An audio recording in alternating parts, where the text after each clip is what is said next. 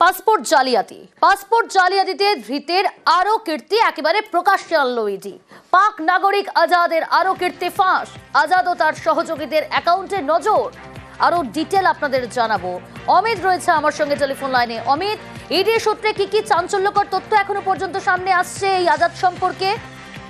দেখো, যে তদন্ত করা হচ্ছে ইডির তরফে, তা তদন্ত কিন্তু গতি প্রকৃতি দিকে এগোচ্ছে। তাদের বিভিন্ন তথ্য সামনে আসছে।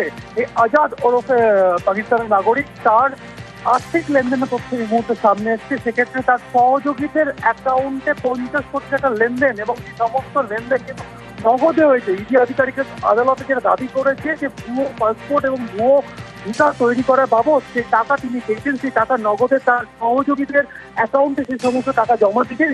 এখন এই মুহূর্তে দাঁড়িয়ে সেই টাকা প্রায় 50 কোটি টাকা কিন্তু অ্যামাউন্ট এখনো পর্যন্ত সামনে এসছে। এবং শুধু তাই নয়, বিভিন্ন ইউরোপিয়ান কান্ট্রিতে পাঠানোর জন্য এই ভুয়ো ভিসা তৈরি করা হতো, এই তথ্য সামনে এসছে। আজাদ নিজে আমাদের রাজ্যে দুটো জায়গাতে নিজের ভোটার আইডি তৈরি করেছেন, এই তথ্য সামনে এসছে। সেই জায়গা থেকে যে সমস্ত অ্যাকাউন্টে আর্থিক লেনদেন হয়েছে, তারা সেগুলো কি মিউল অ্যাকাউন্ট, তাদেরকে অ্যাকাউন্ট যদি মিউল অ্যাকাউন্ট হয়ে থাকে তাহলে অ্যাকাউন্ট ভাড়া কত টাকা করে দিচ্ছে, সেই বিষয়গুলো সামনে আনতে চাইছি যে আধিকারিকরা। সেক্ষেত্রে জেলে হেফাজতের আবেদন জানানো হয়েছে।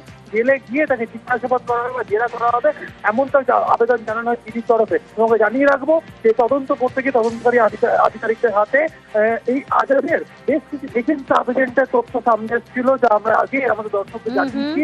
তাদের মাধ্যমে বাংলাদেশি নাগরিকদের সঙ্গে যোগাযোগ রাখা বা অনুপ্রবেশকারীদের সঙ্গে যোগাযোগ রাখা এবং তাদের ভারতীয় নাগরিকত্বের পরিচয়পত্র তৈরি করে দেওয়া, বিভিন্ন যে আর্থিক লেনদেন হবে সেই টাকায় কিন্তু এই 50 কোটি টাকা, এমনটাই বলা হচ্ছে ইডির তরফে। বেশ,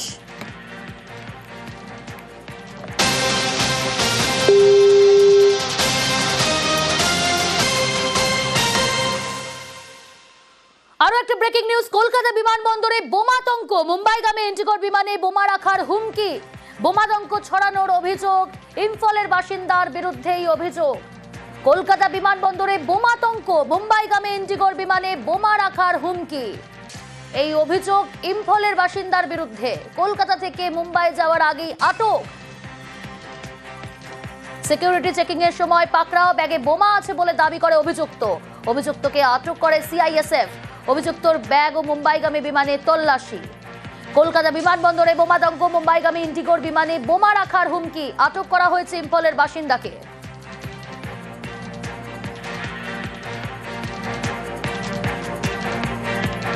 বোমাতঙ্ক ছড়ানোর অভিযোগ ইম্ফলের বাসিন্দার বিরুদ্ধে। কলকাতা থেকে মুম্বাই যাওয়ার আগেই আটক করা হয়েছে তাকে। কলকাতা বিমানবন্দরে বোমাতঙ্ক। মুম্বাইগামী ইন্ডিগোর বিমানে বোমা রাখার হুমকি। বোমাতঙ্ক ছড়ানোর অভিযোগ ইম্ফলের বাসিন্দার বিরুদ্ধে। কলকাতা থেকে মুম্বাই যাওয়ার আগেই আটক।